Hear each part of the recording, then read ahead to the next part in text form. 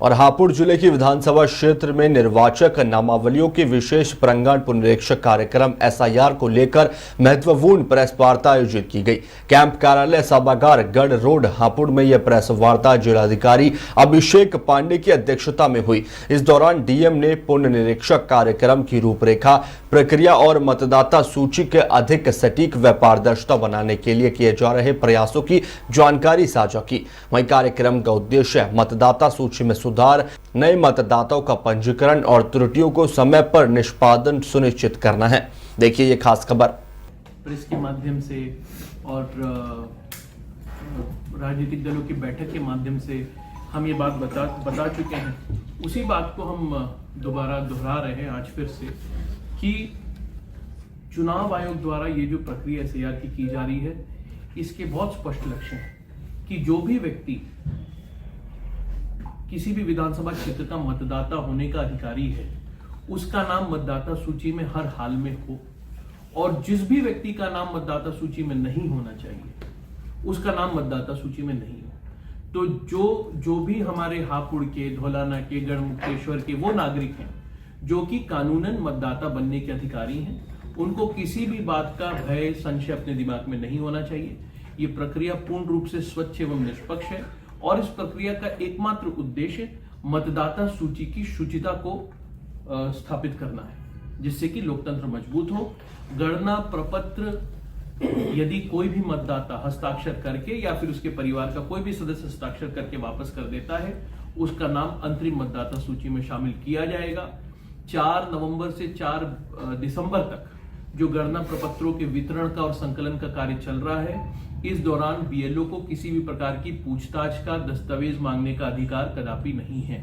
Sir, वापसी मतदाता कहाँ करेंगे जब बीएलओ ने एक बार फॉर्म दे गए और अपनी लोकेशन देते नहीं है, वो कि कहाँ में? देखिए, हमारे जनपद में लगभग 11 लाख के आसपास मतदाता हैं, जिसमें से 1 लाख मतदाताओं का फॉर्म डिजिटाइज हो गया है। तो हम ये मान के चलें कि लगभग 2 लाख 2.5 लाख के आसपास मतदाताओं के फॉर्म संकलन का कार्य किया जा चुका है। बीएलओ के लिए ये संभव भी नहीं है कि वो हर एक मतदाता को अपनी लोकेशन बताए। जिस प्रकार से वितरण के समय बीएलओ डोर टू डोर जाकर वितरण का कार्य किए थे, उसी प्रकार संकलन का कार्य भी डोर टू डोर चल रहा है। जहां तक आपके प्रश्न की बात है, हो सकता है, मैं इस बात को नकार नहीं रहा हूं कि हो सकता है कि कुछ बीएलओ जो हैं वो उस गति से काम ना कर रहे हों, लेकिन उसकी हमारे द्वारा और संबंधित विधानसभा के ईआरओ और एईआरओ द्वारा सतत समीक्षा की जा रही है और मैं आश्वस्त करता हूं कि बीएलओ डोर टू डोर जाएंगे। आपके इस प्रश्न से मुझे एक बिंदु और याद आया। मैं इस अभियान में लगे हुए सभी बीएलओज और इन बीएलओज में हमारे टीचर्स भी हैं, हमारे आंगनबाड़ी कार्यकर्ता भी हैं, हमारे पंचायत के भी कर्मचारी हैं, सुपरवाइजर्स के तौर पर हमारे लेखपाल बड़ी संख्या में लगे हैं, नलकूप विभाग के कर्मचारी हैं और अन्य विभाग के भी कर्मचारी हैं। इन सभी कर्मचारियों को मैं बहुत बहुत धन्यवाद भी करना चाहूँगा कि वो इस प्रक्रिया में पूरे उत्साह और उमंग के साथ हिस्सा ले रहे हैं, लोकतंत्र को मजबूत करने के इस महायज्ञ में अपना योगदान दे रहे हैं। और मैं साथ ही साथ उनसे ये भी अनुरोध करना चाहूँगा कि ये पूरी प्रक्रिया जो है वो अभी चलनी है। 4 दिसंबर तक हमें संकलन करना है, संकलन के बाद नोटिस प्रेषित की जाएंगी। तो मैं उन सभी को धन्यवाद ज्ञापित करते हुए आगे भी उनके इसी प्रकार के प्रयासों की अपेक्षा करता हूँ। कई सारे राज्यों में, पूरे प्रदेश में कार्यक्रम चल रहा है। एक दिन अगर लोग फॉर्म अपना लौटाएंगे तो डिजिटाइजेशन में समस्या आ सकती है।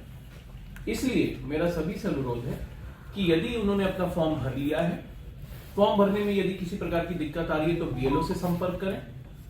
और इसके लिए चुनाव आयोग द्वारा बीएलओ से बात करने की भी सुविधा उपलब्ध वोटर हेल्पलाइन के माध्यम से उपलब्ध कराई है। 1950 पे कॉल कर सकते हैं। Book a call with BLO जो कि वोटर हेल्पलाइन पे उपलब्ध है, उसके माध्यम से बीएलओ से संपर्क स्थापित कर सकते हैं। कल सभी ग्राम प्रधानों के साथ भी मैंने बैठक की और ग्राम प्रधानों को एसआईआर प्रक्रिया की बारीकियों के विषय में अवगत कराया। आज उसी प्रकार से हम सभी कोटेदारों के साथ बैठक करेंगे और उनको भी इस प्रक्रिया की बारीकियों के बारे में अवगत कराएंगे।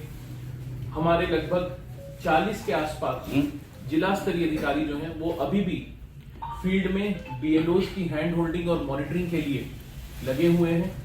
तो एक पूरी मशीनरी है जो वोटर के असिस्टेंस के लिए तैयार है। उसके बावजूद भी वोटर को यदि कोई समस्या आती है तो जनपद स्तरीय कॉन्टैक्ट सेंटर है, वहां पे कॉल कर सकते हैं। और फॉर्म भरना बहुत ही मतलब सिंपल सा प्रोसेस है। आप सबसे पहले अपना विवरण देंगे, उसके बाद 2003 की मतदाता सूची में यदि आप हैं वहां पे उनका जो डुप्लीकेट एंट्री वो कट जाएगी।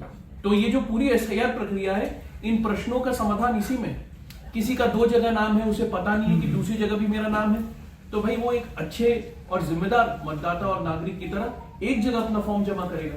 दूसरी जगह पे जो त्रुटि चली आ रही है वो समाप्त हो जाएगी हमेशा के लिए। जो भी इसी पे आरोप लगाए गए थे उसका समाधान ये है कि बहुत सारे जैसे नेता ने पीछे करी थी, उसमें दिखाया गया था कि एक व्यक्ति का एक नाम यहाँ है, एक देखिए राजनीतिक दल और राजनीतिक दलों से जुड़े लोग इस पूरी प्रक्रिया में बहुत इंपॉर्टेंट स्टेक होल्डर हैं।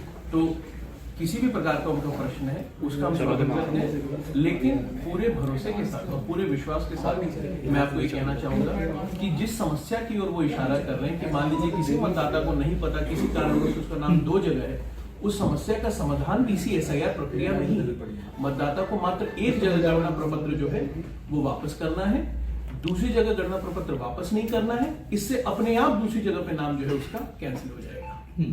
उसके बावजूद भी अगर कुछ लोग दोनों जगह अपना नाम शामिल कराने की कुचेष्टा करते हैं और ये प्रयासरत रहते हैं कि हमारा नाम मतदाता सूची में बना रहे, एक से ज्यादा गणना प्रपत्र जमा करते हैं, तो जैसा कि मैंने उन्हें बताया, उन्हें चेताया जा रहा है कि ऐसा ना करें। ऐसा करना दंडनीय अपराध है और इसमें 1 साल तक की कारावास हो सकती है। सर, कुछ बीएलओ के द्वारा लापरवाही की जा रही है, कॉलोनी में जा रहे हैं और किसी एक घर को टारगेट करके उसको बुला रहे हैं कि इस फॉर्म को भरवाइए, क्योंकि अगर ऐसा वो करते हैं तो सभी लोग मतदाता जो हैं मतलब पढ़े लिखे नहीं हैं और उस फॉर्म में गलतियां हो सकती हैं, 50% तो उस पर किस तरह से काम किया जाए? देखिए बीएलओस को कुछ बहुत स्पष्ट निर्देश दिए गए हैं। पहला निर्देश ये दिया गया है कि बीएलओ को डोर टू डोर जाना है, फॉर्म वितरण के लिए भी और संकलन के लिए भी। फील्ड में कभी कभी ऐसी परिस्थितियां होती हैं जहां पे लोगों को फॉर्म भरने में बीएलओ को मदद करना पड़ता है और ये बीएलओ की वैधानिक जिम्मेदारी भी है। ऐसी परिस्थिति में यदि वहां पे कोई सामुदायिक भवन है, सरकारी भवन है, जहां पे एक साथ लोगों को बैठाकर उनका ओरिएंटेशन किया जा सके एसआईआर प्रक्रिया के बारे में, उन्हें जानकारी दी जा सके कि भाई ये फॉर्म कैसे भरने हैं, कोई भी सार्वजनिक जगह पे, वार्ड में वो नगर पालिका का कोई सामुदायिक भवन हो सकता है, ग्राम पंचायत में वो पंचायत भवन हो सकता है, ऐसी किसी भी जगह पर यदि बीएलओ द्वारा लोगों को बुलाकर ये प्रक्रिया समझाई जा रही तो इसमें कोई गलत बात नहीं है। लेकिन ये बात जरूर बीएलओ को सुनिश्चित करनी है कि किसी निजी व्यक्ति के प्रांगण में या फिर किसी विशेष विचारधारा, किसी विशेष राजनीतिक दल के प्रभुत्व के क्षेत्र में यह कार्रवाई ना की जाए। इस प्रकार की कार्रवाई यदि कोई बीएलओ कर रहा है तो उनके विरुद्ध हम कार्रवाई भी करेंगे। वैसे सर जैसे 2 फार्म दिए जा रहे हैं और अब कुछ जगह बीएलओ एक दिखा रहे हैं, उसका देखिए ये शिकायत 1-2 क्षेत्रों से आई थी। इसमें सभी बीएलओ को निर्देशित किया गया है कि वो वापस एक भ्रमण करके क्षेत्र में डोर टू डोर जाए और मतदाता को जो एक प्रति उपलब्ध कराई है उस पर हस्ताक्षर करके ना केवल उसे रिसीविंग दे बल्कि उसकी दूसरे फॉर्म की कॉपी भी उसे उपलब्ध कराए।